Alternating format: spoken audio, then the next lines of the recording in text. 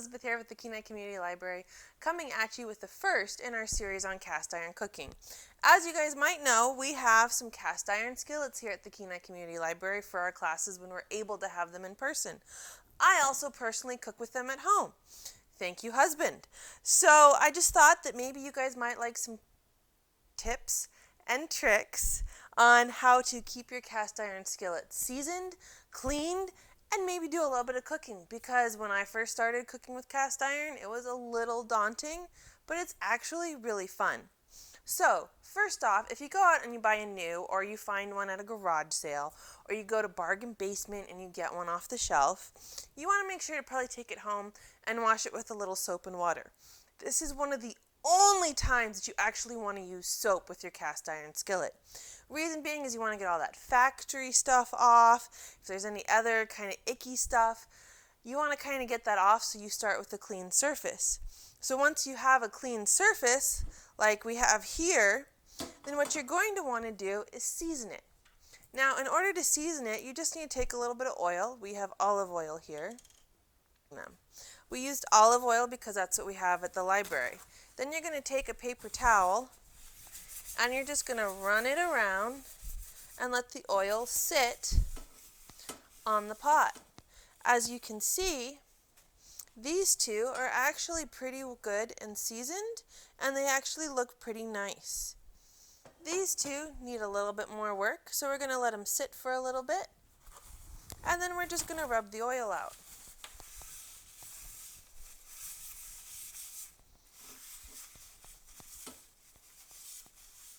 Now they're ready to store, and in order to store them,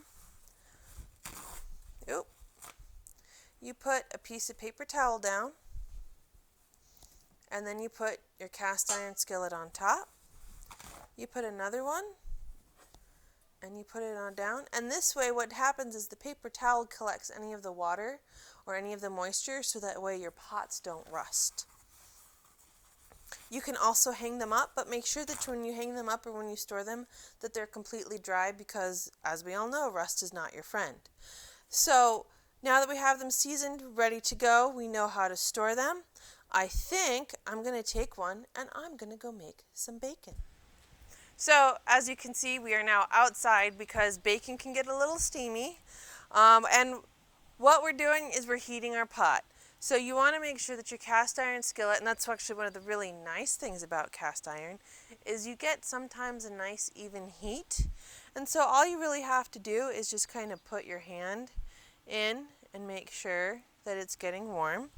And I think I'm going to put mine on high. So when heating your pot, you want to give it a couple minutes. I mean, that's the thing. You don't have to put everything in and turn it on and start cooking. You want it to kind of get warm. So you can normally start with a medium or a medium to high heat, depending on what you want to do.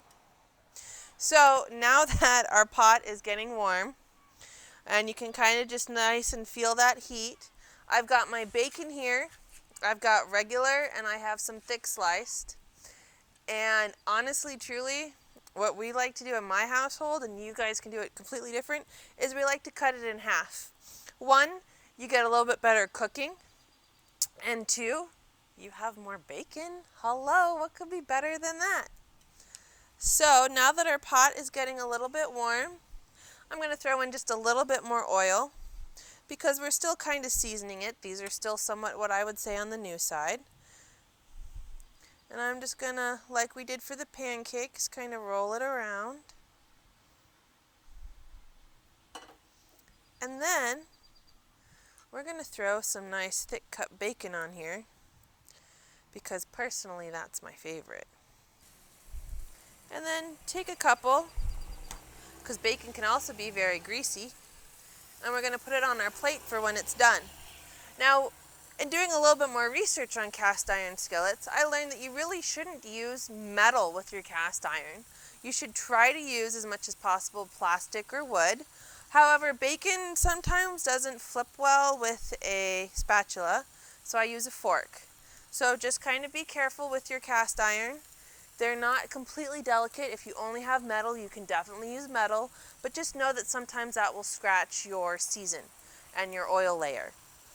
So also one of the things that bacon is it needs to be watched, and one of the really nice things with cast iron skillets is you can turn the heat down, and even on low you can cook thick cut bacon pretty darn quick depending on how hot your stovetop was before.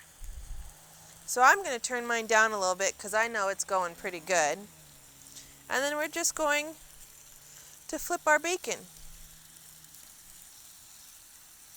Bacon also will curl when it goes from being cold in your refrigerator to getting hot. So if you think that your pot is too warm, your bacon will tell you by kind of curling over.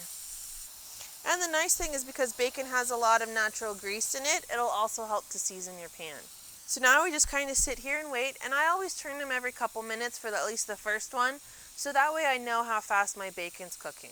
Depending on thick cut, thin cut, and even, brand of bacon, whether it's Oscar Mayer or Safeway Select, or I think this is Fletcher's, they'll all cook a little differently.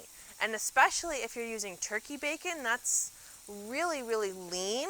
So you almost have to add a lot more oil. And I wouldn't maybe use olive oil because it has a flavor to it. I'd maybe use a vegetable oil or a corn oil with a little bit milder flavor so you get that nice turkey flavor that you like with your turkey bacon. And as you can see, we have a lot of steam and a lot of stuff coming out. So one of the reasons why we moved outside was we didn't want to set off the fire alarms at the library, because that would be a no-no. But I think you guys can hear that it's nice, and you can hear the popping and the sizzling of the bacon grease. Now, a couple other tips with bacon. If you like it chewy, don't cook it quite as long. If you like it crispy, cook it a little bit longer. Your thinner sliced bacon is going to be really good for crispy. Your thicker sliced bacon is really good for chewy.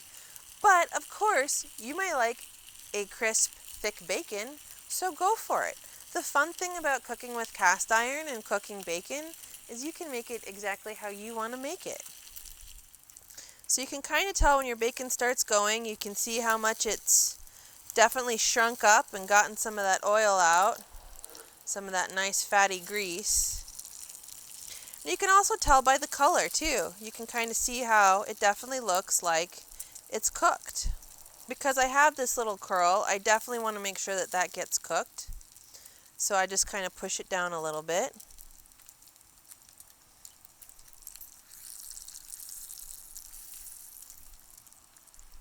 And as you can tell, I kind of rotated them somewhat a little bit too, because your inside ones are going to cook sometimes a little bit faster than your outside ones. And even though you still have that nice heat, still the middle of the pot's going to get a little bit warmer. Plus, always, your first round of bacon cooks the slowest thing in the world. And then once you get your temperature right and your bacon gets a little bit warmer, then it goes lickety-split. Now bacon will also cook for a little bit longer on the plate when it's done. This piece to me looks pretty well cooked. I know that me and some of my other coworkers like it a little bit more chewy, so I'm going to put that off to the side onto my plate. Right? So that was our thick cut bacon. Now we're going to do a little bit of the regular style bacon, and as you can see, again, I cut it in half. And this is definitely a lot thinner than our last stuff. And I'm just going to pop it right on in. And since I got a nice lot of bubbling, I'm actually even going to turn my pot down a little bit lower. Probably should have taken that extra bacon grease out, but oh well. As you can tell, this cooks a whole lot faster than my thick sliced stuff, and my pan is, as we can tell, nice and warm. I'm already having to flip it just right after putting it in.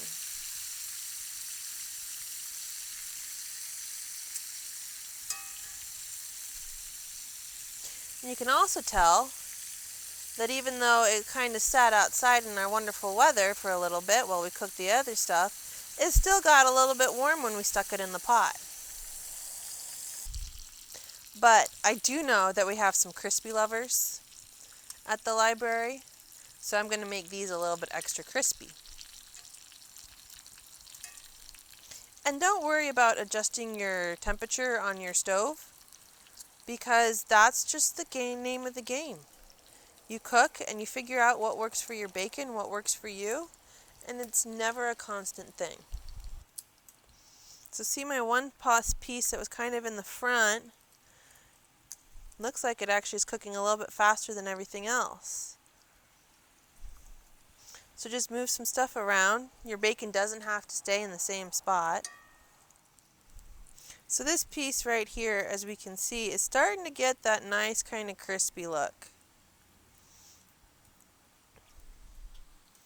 And so I'm almost about tempted to take that one out. The other way that you can tell is it doesn't quite bend as much as the other ones when I took them out. So it's getting there. Alrighty, I think there's my first kind of crispy bacon. You can see how much that has shrunk down from one that isn't quite as cooked. You know, that's why the other thing, when you're buying bacon, make sure you find one with a lot of meat and not a lot of fat, because the fat is what shrinks it all down and gives you all this beautiful grease that you can either cook with or you have to get rid of. Oh, and see how kind of that didn't really wobble or bend, so that's a nice crispy piece.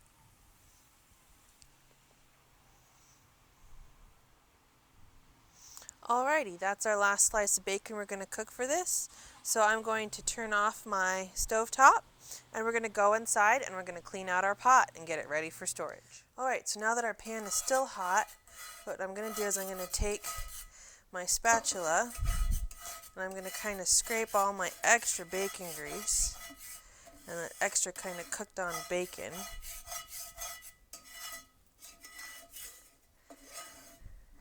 And then we're going to dump that into our collection plate. And then you don't want to soak it, but you do want to use hot water and a paper towel or even a sponge. And we might use a sponge because we kind of have some thin paper towels. And then all you do is you just rub it. Make sure you got as much out as you can.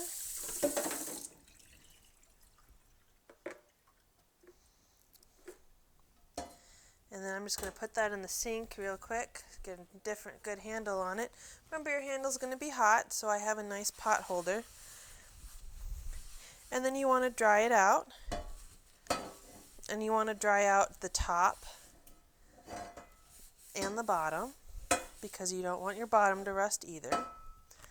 And then for right now, I am just going to lay it out and let it cool.